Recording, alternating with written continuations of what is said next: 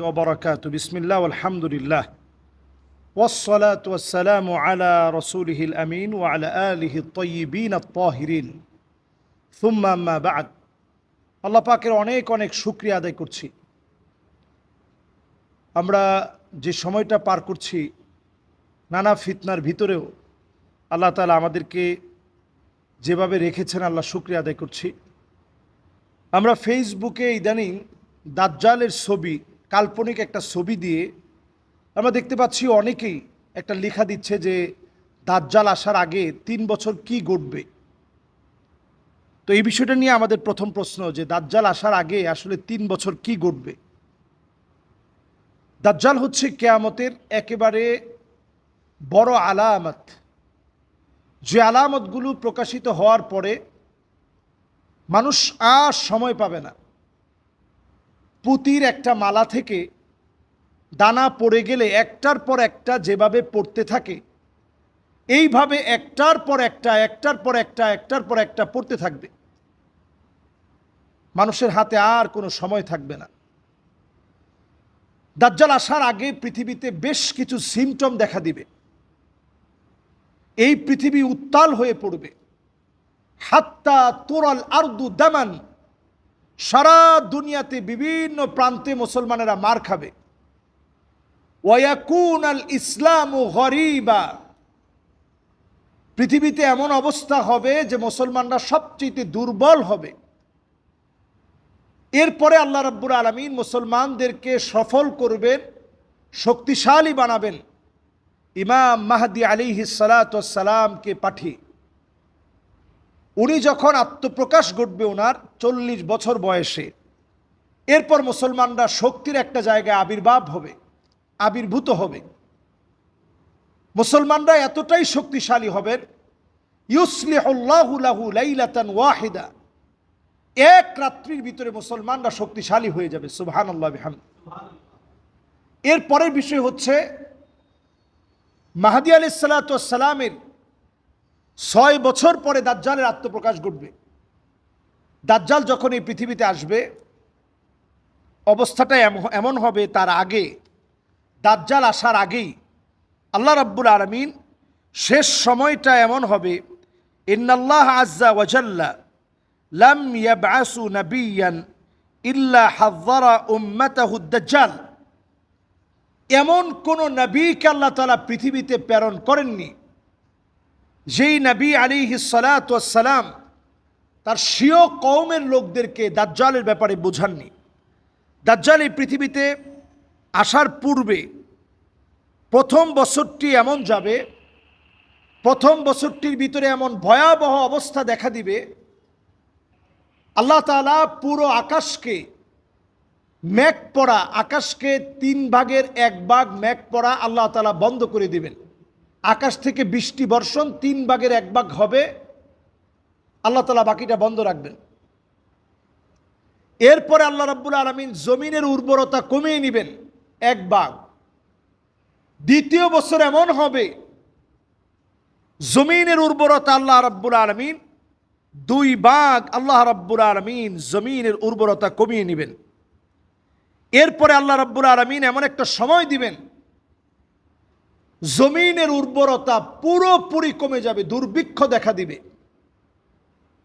দাজ্জাল আসার পূর্বে ইবনে মাজাহ উনি হাদিসটি বর্ণনা করেছেন।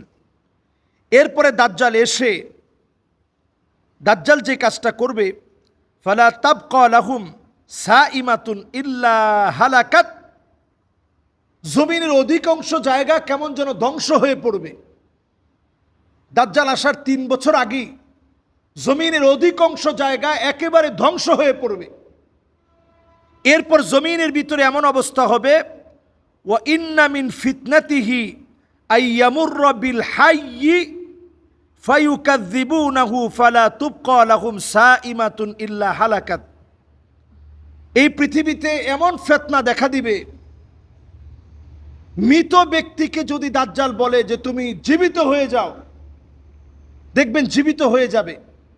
বর্তমানে এই বিষয়গুলোকে একেবারে হালকা করার জন্যে এআই প্রযুক্তি ব্যবহার করা হচ্ছে। আপনারা অনেকেই হয়তো বিষয়গুলো অনেকে জানেন, অনেকে জানেন না। এবং দেখবেন ড্রোনের মাধ্যমে শূন্যস্থানে বিভিন্ন এলিয়ন দেখানো হচ্ছে।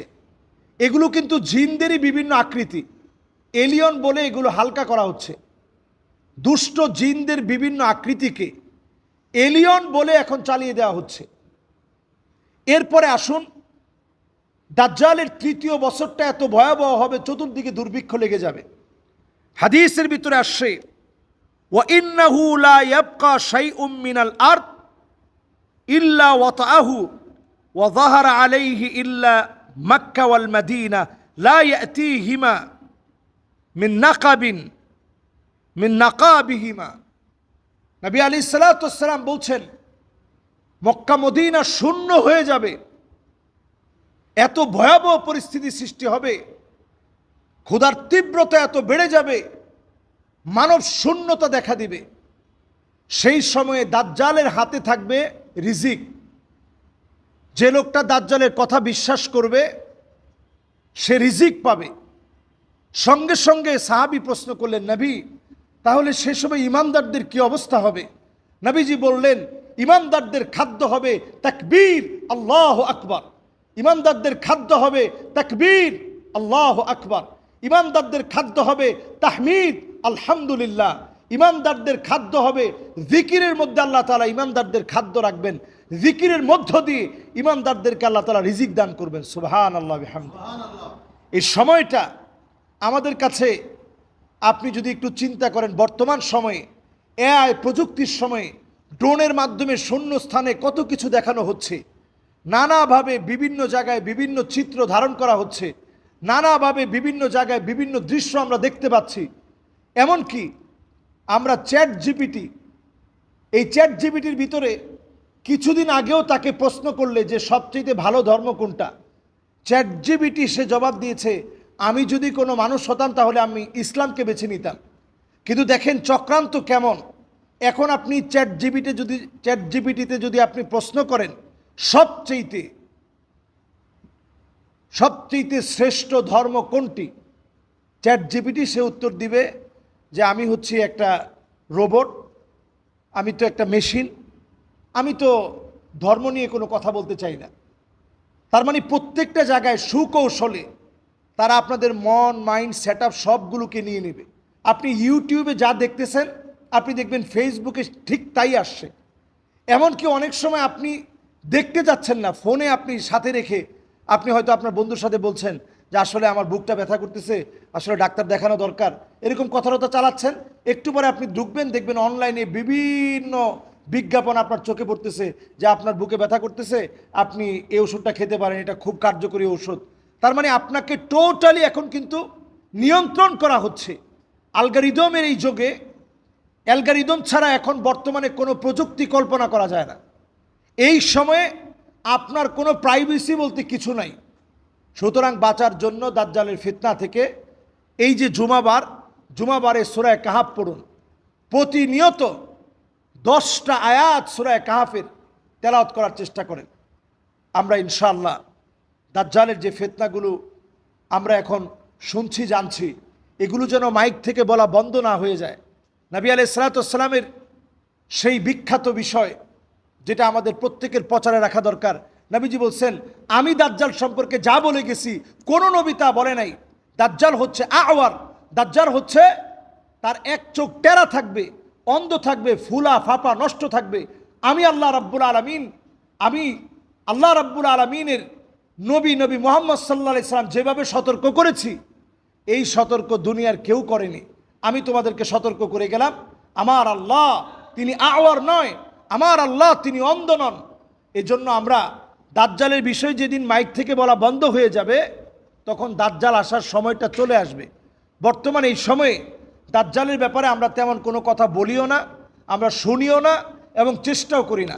আল্লাহ আমাদেরকে বোঝার তৌফিক দান করুক, আমাদের প্রত্যেককে আমাদের এই জমিনের ফিতনাময় বিভিন্ন পরিস্থিতি থেকে আল্লাহ তাআলা আমাদেরকে হেফাজত করুক।